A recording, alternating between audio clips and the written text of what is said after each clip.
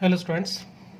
तो इस video lecture में हम बात करने वाले हैं range of trigonometric function of type A cos x plus B sine x. अर्थात अगर हमें साइन एक्स और कॉस एक्स में इस तरह से कोई लीनियर फंक्शन दिया जाए A cos x plus B sine x और हमें पता करना हो कि इसकी वैल्यू कहाँ से कहाँ तक लाई करेगी, तो उसके लिए हम बात करेंगे यहाँ पे।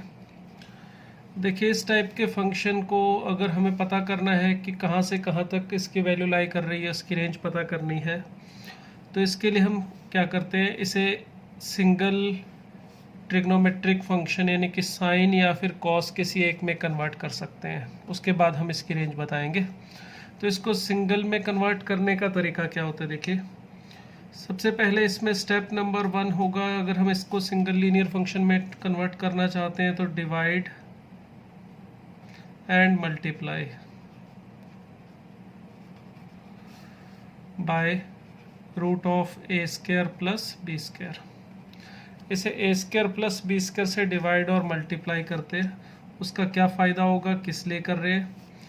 अगर मैं इसको root of A square plus B square से मल्टीप्लाई और A square plus B square से अगर डिवाइड करता हूँ, A upon root of A square plus B square cos of x plus B upon root of A square plus B square sine of x.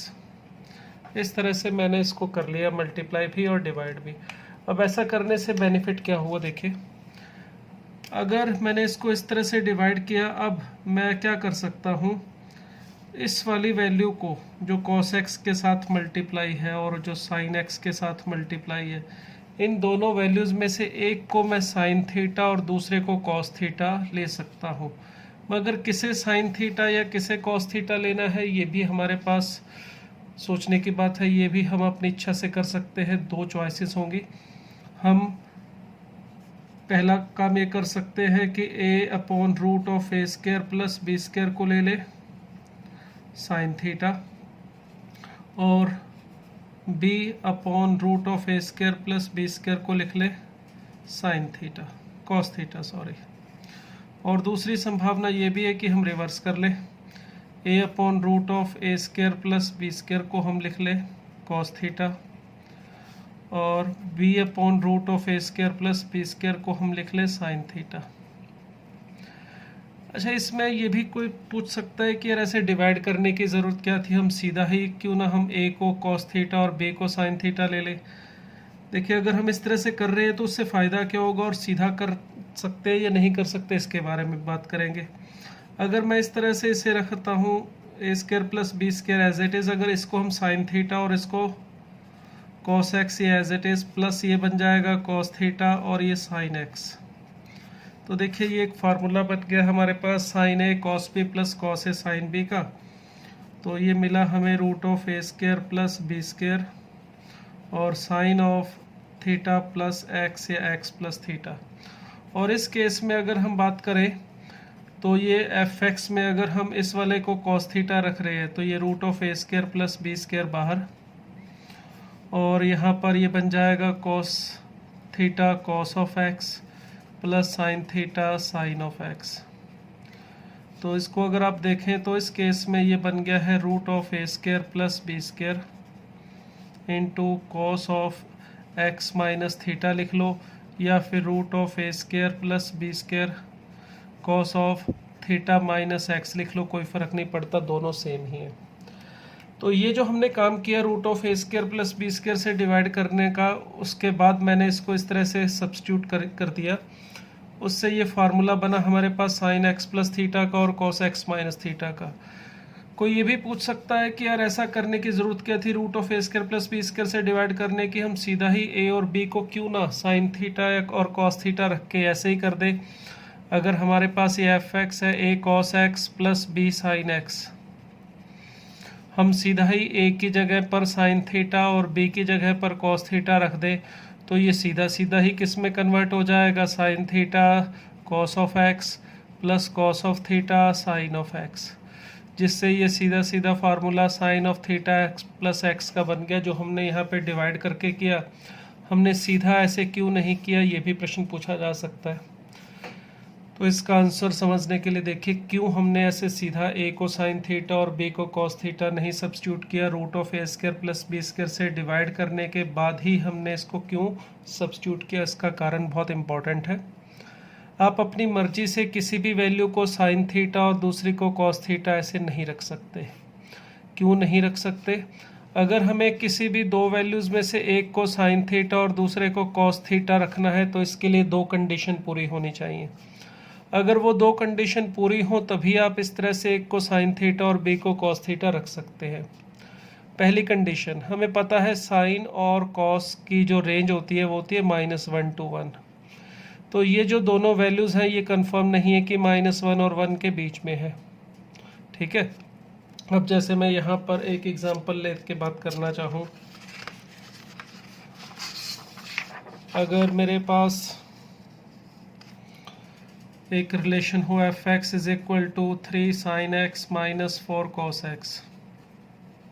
ठीक है, अब मैं चाहता हूँ कि इसको a sin theta b cos theta उस तरह से बनाने के लिए 3 को सीधा मैं cos थीटा और -4 को या 4 को अगर मैं sin थीटा रख के सोचूं इसको एफ एक्स को बना लूँ cos theta sin x minus sin theta cos x, तो ये बिल्कुल गलत होगा। कारण हमने यहाँ पे 3 और 4 को साइन थीटा और कॉस थीटा रखा है, ये पॉसिबल ही नहीं है कि 3 को साइन थीटा और कॉस थीटा को रखो, इसमें पहली कंडीशन ही पूरी नहीं है। कंडीशन ये होती है पहली की दोनों की वैल्यू साइन और कॉस की हमें पता है, रेंज जो है साइन थीटा या साइन एक्स कुछ भी हो एंगल में, साइन हो एक्स कॉस एक्स हो या थीटा हो या टी हो, इसकी वैल्यू साइन और कॉस दोनों की -1 और 1 के बीच में लाई करती है। इसीलिए हम 3 को कॉस थीटा और 4 को साइन थीटा सीधा नहीं रख सकते। क्लियर? तो पहली तो ये कंडीशन होती है जो ध्यान में रखनी है। चलो एक और एग्जांपल लेता हूँ मैं, एफ एक्स अगर चलो यहाँ तो नहीं कर सकते, दूसरी बात अगर मैं लेता हूँ 1/2 sign x plus 1/3 cos x. ठीक है, अब चलो यहाँ पे ये ए और बी हैं, दोनों -1 और 1 के बीच में आ गए। अब सोचें कि चलो इसको मैं ऐसे कॉस एक्स और 1/3 को साइन एक्स या थीटा ऐसे नाम दे दूँ, 1/3 is equal to sine theta. क्या ये कर सकते हैं? अब तो दोनों वैल्यू -1 और 1 के बीच में है, तो इसका आंसर है कि अब भी नहीं कर सकते। मैंने आपको बताया था अगर हमें ए और बी को साइन थीटा और कॉस थीटा सब्स्टिट्यूट करना है तो उसके लिए दो शर्तें होती हैं। पहली शर्त तो ये होती है अगर हमारे पास एफ एक्स है A cos x plus B sine x या A cosine x B cos x, कुछ भी हो कोई फ़र्क नहीं पड़ता।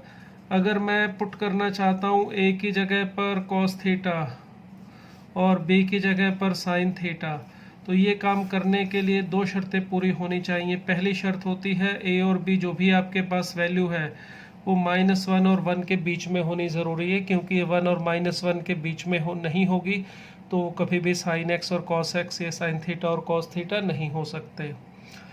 मगर सिर्फ इतना ही काफ़ी नहीं है, कोई भी दो नंबर जो -1 और 1 के बीच में है, जैसे यहाँ पर थे हमारे पास 1/2 और 1/3, इसमें रखने में क्या प्रॉब्लम थी? देखिए अगर एक वैल्यू साइन थीटा और दूसरी वैल्यू कॉस थीटा है तो ये इस आइडेंटिटी को भी सेटिस्फाई करना चाहिए कि cos square theta plus sine square theta is equal to 1 होता है। बट इस केस में देखेंगे 1/4 प्लस 1/9 ये 1 के इक्वल नहीं आ रहा, तो इसलिए हम यहाँ पर इसको एक को साइन थीटा और दूसरे को कॉस थीटा नहीं रख सकते। तो दूसरी कंडीशन होती है कि ए स्क्वायर प्लस बी स्क्वायर जो दोनों वैल्यूज़ हैं हमारे पास उनका सम भी 1 होना ज़रूरी है। अगर ये दोनों शर्तें पूरी होंगी तभी आप उनमें से एक को साइन थीटा और बी को कॉस थीटा रख सकते हैं। तो ये दोनों कंडीशन जो मैंने अभी आपको बताई इनको पूरा करने के लिए ही ये किया जाता है कि root of A square plus B square से डिवाइड और मल्टीप्लाई कर दिया। अब देखिए A upon root of A square plus B square जिसको मैंने साइन थीटा और इसको कॉस थीटा लिए, दोनों शर्तें पूरी कर रही है। पहली शर्त देखिए नोमिनेटर जो है वो डिनोमिनेटर से छोटा है, A root of A square plus B square से छोटा है, बी भी root of A square plus B square से छोटा है, इसलिए ये दोनों वैल्यूज़ आपकी -1 और 1 के बीच में आएंगी। ये वाली वैल्यू ना तो 1 से बड़ी हो सकती है ना -1 से छोटी। सेम रीज़न यहाँ पर भी, ठीक है। जैसे अगर मेरे पास है इस तरह से, ये अगर मैं यही एग्जांपल लूँ 3 f(x) अगर हमारे पास है 3 cosine X minus 4 cos of X. अगर मैं इसे अब डिवाइड कर दूं root of A square plus B square से, तो इसमें A square plus B square का मतलब कितना होगा 9। ए की वैल्यू है 3 और बी की वैल्यू है -4, चाहे तो 4 भी दे सकते हैं, कोई बात नहीं। तो हमारे पास ये 16, ये आ जाएगा 5।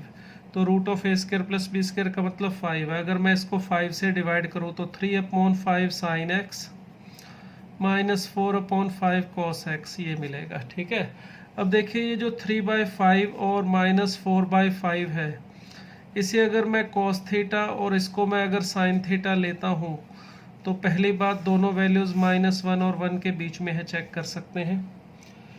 ये -1 से बड़ी है वैल्यू और 1 से छोटी है और सेम यही।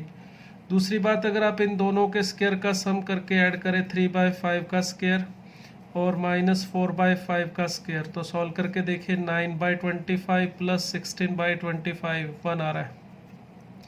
तो इस तरह से दोनों शर्तें पूरी हो गई हैं। अब मैं इसको इस तरह से कन्वर्ट करना चाहूँ, अच्छा इसको 5 से डिवाइड किए तो 5 से बाहर मल्टीप्लाई भी कर दिया। अब अगर ये सब्स्टिट्यूशन करेंगे तो 5 इंटू ये बन जाएगा हमारे पास cos theta sine x minus sine theta, sorry minus हमने साथ में ही ले लिया, -4/5 को साइन थीटा लिया तो plus sine theta cos of X.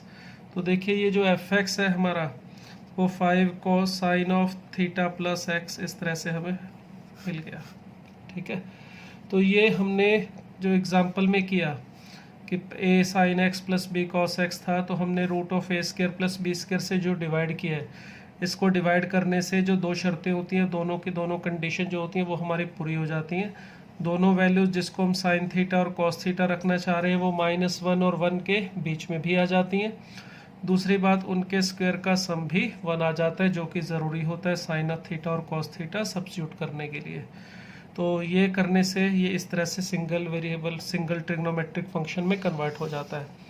तो यहाँ पर हमने ये जो root of A square plus B square से डिवाइड किया, फिर इसमें ये दोनों वैल्यूज़ हमारी -1 और 1 के बीच में आ गई। एक को साइन और दूसरे को कॉस सब्स्टिट्यूट करना है, वो भी आपकी इच्छा है, दोनों में से कोई भी एक काम कर सकते हो। फ़र्क क्या पड़ेगा, बस फ़र्क ये पड़ेगा कि इसमें sign A cos B plus cos A sine B, यानी कि साइन ए प्लस बी का फार्मूला बनेगा और यहाँ कॉस ए माइनस बी का। अब आपकी इच्छा है, अगर आपको कुछ बाउंडेशन नहीं है, कुछ नहीं बोला गया, तो आप जैसे मर्जी कर सकते हो। अगर आपको कहा जाए कि इसे कॉस में ही बदलना है, जो आपके पास ये लीनियर फंक्शन दिया हुआ है साइन और कॉस में, अगर आप इसको कॉस में ही बदलना चाहते हैं तो कोशिश कीजिए ये फार्मूला बनाने की, यहाँ प्लस या माइनस आएगा, उसके according cos A minus B है कॉस ए प्लस बी का बनेगा। अगर आप यहाँ पे साइन का बनाना चाहते हैं तो ये चीज़ बनाने की कोशिश कीजिएगा, sign A sine cos B और कॉस ए साइन बी। तो आप अपनी इच्छा से दोनों में से कोई भी काम कर सकते हैं। अब जब हमने इसको इस तरह से कन्वर्ट कर लिया, अब एंगल चाहे थीटा प्लस एक्स है चाहे थीटा माइनस एक्स है, उससे कोई फ़र्क नहीं पड़ता। हमारा साइन जो होता है, साइन एक्स हो, एक्स थीटा हो, साइन थीटा प्लस एक्स है, थीटा माइनस एक्स है, कुछ भी हो, इसकी वैल्यू हमें पता है -1 और 1 के बीच में रहती है। तो इसका अगर मैं root of A square plus B square से मल्टीप्लाई कर दूंगा तो ये sine of x plus theta, तो इसकी वैल्यू कहाँ से कहाँ तक लाई करेगी, -root of A square plus B square से plus root of A square plus B square. ठीक है, चाहो तो यहाँ से भी कर सकते हो। एंगल आपके पास x माइनस थीटा है, थीटा माइनस एक्स है, एक्स प्लस थीटा भी हो सकता था, कोई फ़र्क नहीं पड़ने वाला। कॉस भी -1 और 1 के बीच में लाई करता है, तो root of A square plus B square into cos of theta minus x, ये लाई करेगा -root of A square plus B square से plus root of A square plus B square इसके बीच में। ठीक है, तो इसका मतलब ये हुआ कि हमारे पास ये जो फंक्शन था एफ एक्स, जो था a cos of x plus B sine x, इसकी जो रेंज है वो हमें पता चल गई। इसकी minimum value -root of A square plus B square होगी और maximum value +root of A square plus B square होगी। तो ये इसकी रेंज के लिए हमारे पास रिज़ल्ट है, इसे हम डायरेक्ट एग्जांपल्स में सॉल्व करते वक्त यूज़ किया करेंगे। यहाँ पर ए और बी जो है वो पॉजिटिव नेगेटिव कुछ भी हो, उससे हमें कोई फ़र्क नहीं पड़ता। कॉस एक्स आगे या पीछे लिखा हो, ऐसा भी कोई ज़रूरी नहीं है कि कॉस एक्स आगे लिखा हो, पीछे भी लिख सकते हैं। 2 cos x -3 sin x 4 cos sin x -3 cos x, ऐसे कुछ भी दिया हो, कोई फ़र्क नहीं है। तो आपको क्या करना है, अगर इसकी रेंज पूछी जाए तो a² + b² स्क्वायर रूट ये फाइंड आउट कर लेना है। तो मिनिमम वैल्यू -√a² + b² और मैक्सिमम वैल्यू +√a² + b² होगी। चलिए अब इसका यूज़ करके कुछ एक एग्जांपल देखते हैं। अगर हमें कहा जाए, जैसे सिंपल से एग्जांपल लेता हूँ मैं, हमें कह दिया जाए फाइंड रेंज ऑफ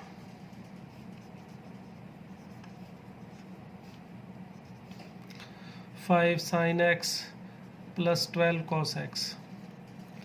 तो सिंपल सा काम है इसमें। ये हमारे पास fx(a) sin x + b cos x की फॉर्म में है, जिसमें a की वैल्यू है 5, b की वैल्यू है 12। तो हमें ढूंढना है √a² + b²। तो ये हमें मिल जाएगा √25 + 144 दैट इज़ 13। ठीक है, तो लीजिए √a² + b² आ गया 13। तो हम सीधा सीधा एक लाइन में इसका आंसर दे सकते हैं। a sin x + b cos x की जो वैल्यू है ये हम बता सकते हैं -13 से +13 के बीच में लाई करेगी। इसी तरह से मुझे कह दिया जाए इसकी रेंज पता करो,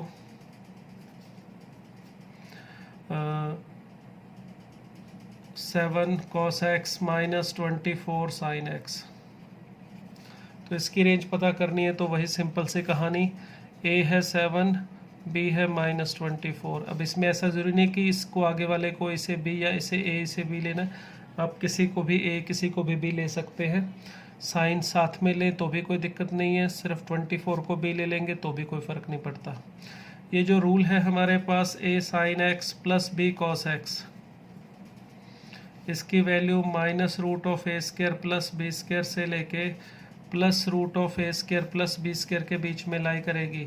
ये यहाँ प्लस के लिए भी एप्लीकेबल है और माइनस के लिए भी एप्लीकेबल है, दोनों में कोई फ़र्क नहीं है, क्योंकि आप b की जगह -b को सब्स्टिट्यूट कर सकते हैं sin थीटा cos थीटा। तो इसमें बस अपने को √a² + b² चाहिए होगा, जो इस केस में आ जाएगा हमें यहाँ पे मिल जाएगा √49 + 24 का square 576 that is √625 which is equal to 25। तो इसका मतलब इसकी जो रेंज है वो होनी चाहिए -25 से लेके +25 के बीच में। मगर ध्यान इस रूल को अप्लाई करने के लिए ये रखना है कि दोनों में ये जो एंगल है हमारे पास ये सेम होना चाहिए। यहाँ पर sin x है तो यहाँ पर cos x है, अगर sin 2x है तो यहाँ पर भी 2x होना चाहिए। जो भी एंगल यहाँ पर है वही एंगल यहाँ पर होना चाहिए, दोनों में ये सेम होना चाहिए, तभी रूल अप्लाई होगा। हम ऐसे नहीं कर सकते जैसे 2 sin x -3 cos of 2x ऐसा कुछ दे दिया जाए और इसके लिए हम रूल लगा दें ये वाला कि इसकी वैल्यू -√a² + b² के बीच में लाई करेगी, -13 और +13 ऐसे लिख दें, तो ये बिल्कुल गलत है। ऐसा नहीं कर सकते, क्योंकि यहाँ एंगल इसमें 2x है और इसमें एंगल है x। या तो दोनों में 2x होता या दोनों में x होना चाहिए, पावर भी 1 होनी चाहिए। पावर कहीं पर यहाँ पे सेम नहीं दे के अलग अलग दे दी, मान लो कह दिया 2 sin² x -3 cos x, तो इसके लिए भी ये फार्मूला एप्लीकेबल नहीं है। इस फार्मूले को अप्लाई करने के लिए a sin x + b cos x में यहाँ प्लस या माइनस दोनों चलेंगे। एंगल जो है दोनों में सेम होना चाहिए, पावर दोनों में 1 होनी चाहिए। ठीक है, अगर वो नहीं हो तो हमें बनानी पड़ती है, कई बार वो डिफरेंट वे रखा होता है एंगल, तो हम उसको बना सकते हैं। फॉर एग्जांपल जैसे हमें कहा जाए find range of fx is equal to 3 cos x + 5 sin of x - π/6। अब इसमें देखिए लीनियर तो है, पावर तो 1 है, मगर यहाँ पर x है और यहाँ पर x - π/6 है, तो दोनों डिफरेंट है एंगल, तो हम सीधा ये रूल यूज़ नहीं कर सकते। तो उसके लिए सबसे पहले कोशिश करते हैं दोनों का एंगल सेम बनाने के लिए। उसके लिए देखिए 3 cos of x + sin 5 sine of x minus pi by 6 था। तो इसको देखिए सिंप्लीफाई करता हूँ, कोसाइन a माइनस बी से अगर मैं एक्सपेंड करता हूँ तो मुझे मिलेगा sine of a cos of b minus cos of a sine of b। तो sine of a minus b का फार्मूला हमने यहाँ पे लगा दिया है। तो 3 कॉस ऑफ x प्लस यहाँ पे 5 as it is, cos pi by 6 की वैल्यू रख देते हैं √3/2 और ये sine x as it is, और साइन पाई बाय 6 की वैल्यू 1/2 और ये cos of x as it is. ठीक है, अब देखिए ये 3 cos x और इसको इकट्ठा करोगे तो हमें मिलेगा 3 minus 5/2 cos of x plus 5√3/2 sine of x। तो जो हमारा fx है वो सिंप्लीफाई करके हमें मिल रहा है 1/2 cos of x plus 5√3/2 sine x। अब देखिए एंगल दोनों में सेम हो गया है, x पावर भी 1 है। तो अब इसमें अगर हम रेंज ढूंढना चाहें तो ये रूल अप्लाई कर सकते हैं। अब इसके लिए a की वैल्यू है 1/2 और b की वैल्यू है 5√3/2। तो हमें चाहिए होगा √a² प्लस b²। तो इसकी वैल्यू फाइंड आउट करेंगे तो ये 1/4 और यहाँ पर इसका स्क्वायर करेंगे तो 75/4। क्लियर, तो √76/4 ये हमें मिल रहा है, which is equal to simplify करने पर √19।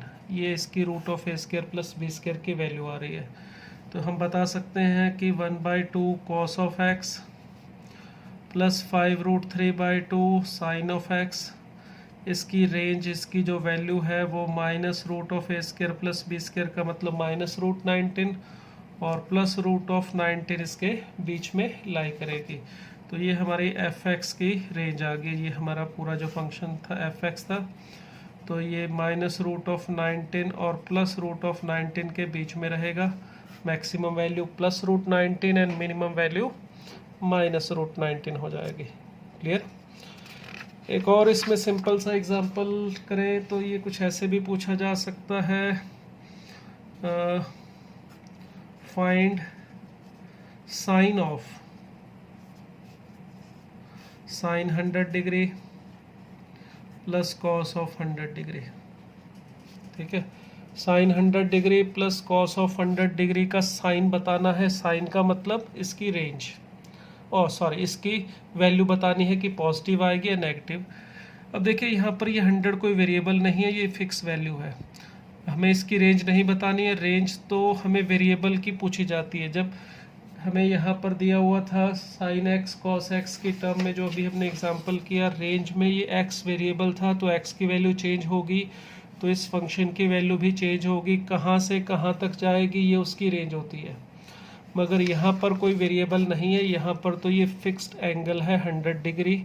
तो हमें अगर इसकी वैल्यू पता करनी है, मगर वैल्यू भी नहीं पता करने के लिए क्या, सिर्फ इतना बताना है कि ये पॉजिटिव या नेगेटिव क्या आएगा।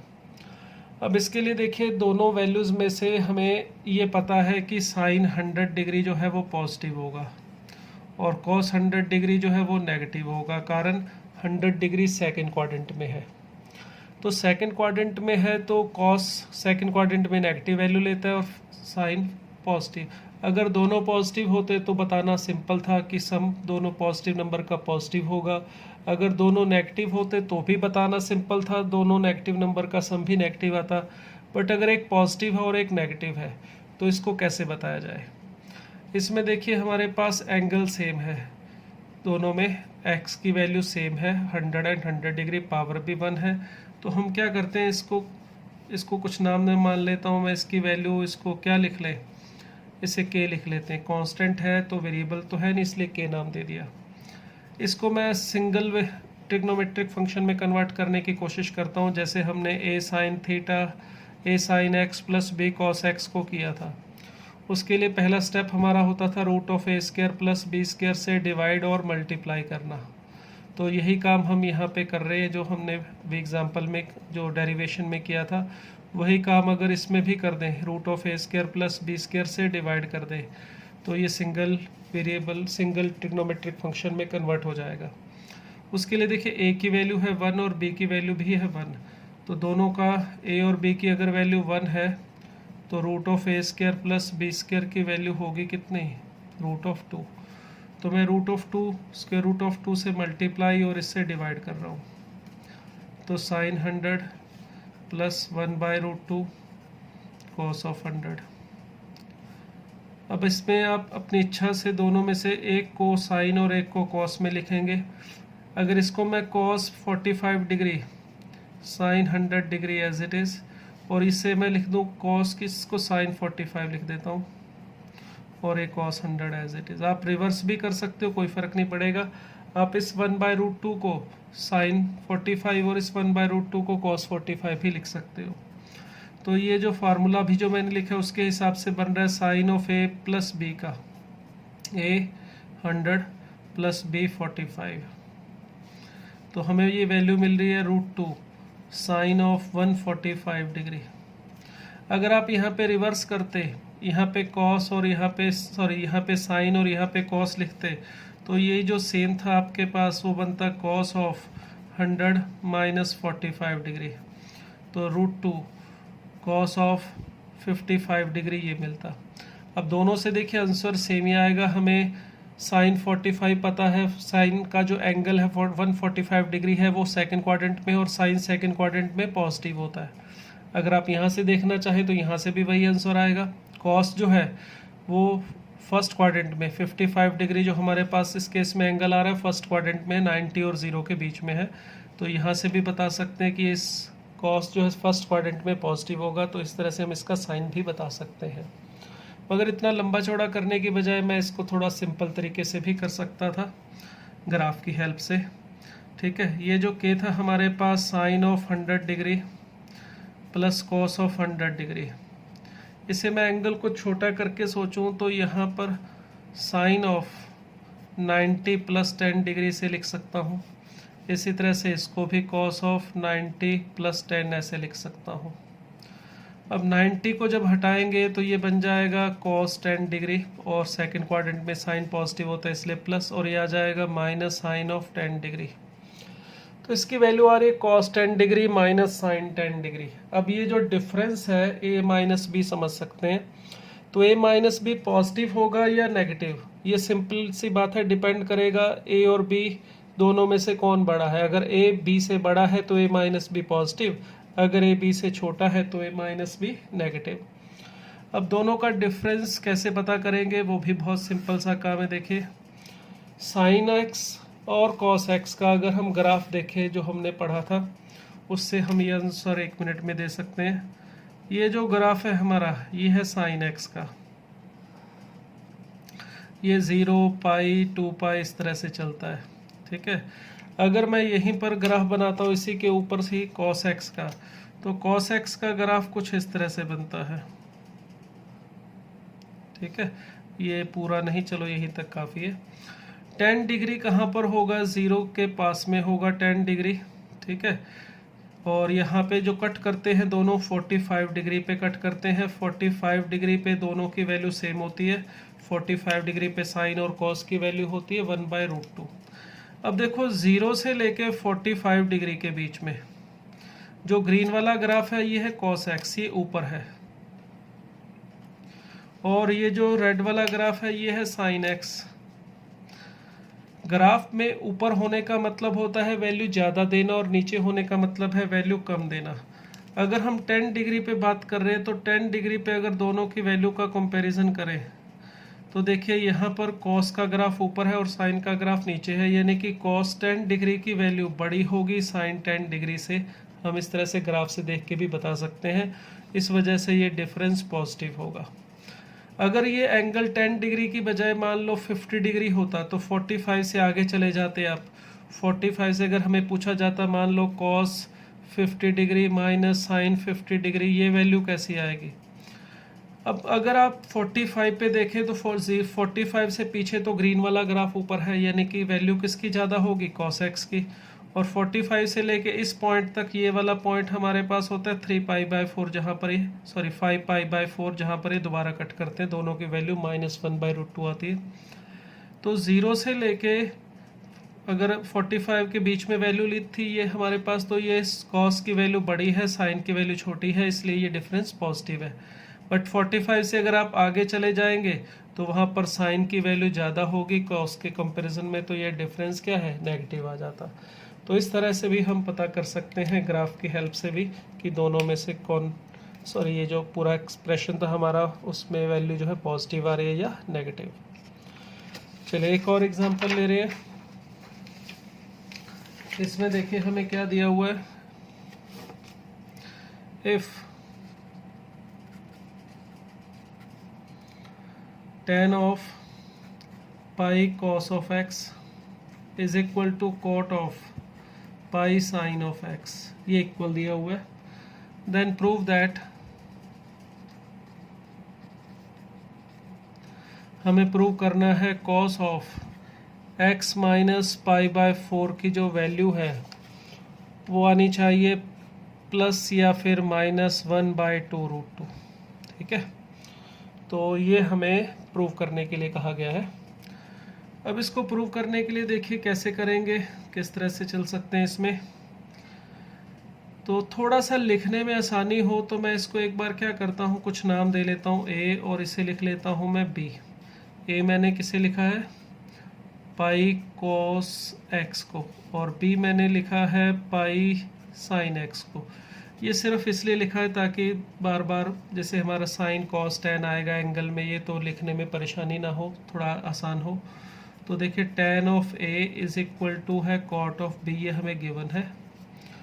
हमें जो रिलेशन प्रूव करना है वो साइन में है, तो साइन और कॉस बनाने की कोशिश करते हैं। इसे लिख सकता हूँ मैं sine A by cos A, और इसे लिख सकता हूँ मैं cos B upon sine B, और क्रॉस मल्टीप्लाई करें तो ये हमें मिलेगा कॉस ए कॉस बी, ये इसे ऊपर ले जाके मल्टीप्लाई किया, और ये sine A sine B left side में ले आए दोनों को, तो sine A sine B is equal to 0, ये मिला। तो देखिए ये फॉर्मूला मिल रहा है हमें किसका, cos of A plus B का। तो cos of A plus B हमें मिला 0। हमने ग्राफ पढ़े थे, वहाँ पर प्रॉपर्टी आपको बताई थी, कॉस कहाँ पर 0 होता है, कॉस थीटा 0 कहाँ पर होता है, इसके लिए रूल था हमारा, कॉस थीटा 0 होता है odd multiple of pi by 2 पे, 2n+1 पाई बाय 2, जिसमें n हमारा इंटीजर होता है। तो इसका मतलब a प्लस बी की जो वैल्यू है वो हमें मिलेगी 2n+1 पाई बाय 2। ठीक है, जिसमें n जो है वो इंटीजर है। a हमने किसको लिया था, pi into cos of x को, और b हमने पाई साइन ऑफ x को। तो मैंने अब यहाँ से ये वैल्यू जो है वापस रख दी, और ये हमें मिलेगा 2n+1 पाई बाय 2। तो देखिए cos of x plus sign of x की वैल्यू क्या मिल रही है हमें, 2n+1 पाई बाय 2, सॉरी पाई तो कैंसिल कर देंगे, तो 2n+1 बाय 2। इसमें देखिए n अगर इंटीजर है तो cos of x plus sign of x की वैल्यू क्या क्या मिलेगी, जब मैं n को 0 रखूँगा तो 1/2, 1 रखने पर चलो -1 भी रख लेते हैं, -1/2, 2 रखने पर 3/2, -2 भी रख सकते हो तो -3/2, 5/2, -5/2। तो देखिए cos x plus sin x की इनफाइनाइट वैल्यूज हमें मिल रही हैं। बट हमें पता है cos of x plus sin x को अगर a sin theta plus b cos theta समझे तो a की वैल्यू 1 है, b की वैल्यू भी 1 है, तो ये कहाँ से कहाँ तक लाई करना चाहिए, -√(a² प्लस b² से +√(a² प्लस b² के बीच में। तो cos x plus sin x की जो वैल्यू है वो √2 से बड़ी नहीं हो सकती और -√2 से छोटी नहीं हो सकती, जो हमने अभी प्रॉपर्टी की है उसके अकॉर्डिंग। तो इसका मतलब ये जो वैल्यूज़ हैं हमारे पास इससे आगे वाले, ये सारी की सारी वैल्यूज़ छोड़नी पड़ेंगी क्योंकि ये पॉसिबल नहीं है। ये 3/2, 1.5, -3/2, -1.5, ये 2.5, -2.5, ये सभी वैल्यूज़ इस इंटरवल से बाहर जा रही हैं। इसका मतलब cos of x plus sign of x की जो वैल्यू है वो हमें मिलेगी या तो 1/2 या फिर -1/2। ठीक है, ये आ गया। अब देखिए हमें पहुंचना कहाँ पे था, हमें cos ऑफ x माइनस π/4 यहाँ पहुंचना था। तो इसको इकट्ठा करके कोशिश करते हैं इसमें बनाने की। उसके लिए वही a और b हमारे पास 1 है, तो √2 से डिवाइड कर देता हूँ मैं, मल्टीप्लाई कर सकते हो या एक काम करते हैं लेफ़्ट साइड और राइट साइड दोनों तरफ डिवाइड कर देते हैं। अब इस 1/√2 को अगर हम cos π/4 लिख ले और इस 1/√2 को sin π/4, तो हमारा फार्मूला बन जाएगा जो हमें चाहिए था, और plus minus 1/2√2 as it is. तो ये देखिए ये बन गया है cos ऑफ x माइनस π/4 या π/4 माइनस x भी लिख सकते हो, कोई फ़र्क नहीं है। और ये हमने प्रूव करना था 1/2√2, तो देखिए प्रूव हो गया इस तरह से। तो ये a sin x plus b cos x के ऊपर बेस्ड एग्जाम्पल जो है हम इस तरह से इन प्रॉपर्टीज़ की हेल्प से कर सकते हैं।